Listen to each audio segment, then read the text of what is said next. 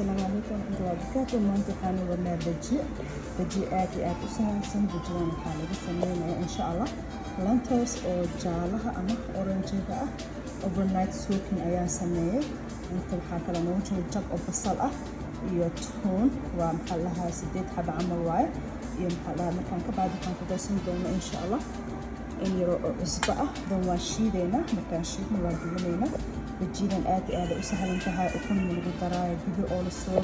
shiiday ma kamid ah very easy way hadda kor ayaan sameeyay hadda insha Allah waan ku sinaasaa oo sameyn doon waa alaab oo maasha Allah oo rabadaanka sahal ah waxay ku qaadanaysaa waxiiris haweenka intaas waxaan ka warqasanay suuqina biyaha ayaa ka miiray waana shiidan doontaa waa ka saar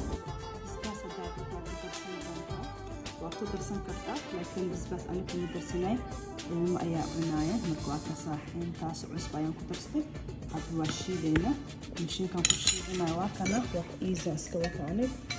hand blender waaye marka noo la socdo ku sulaayna markaan soo shiido insha Allah asxaabta qaaliga bajiida waa kana marka soo shiidayna saayo egtahay hadda waa la duwaya aan iska wada socono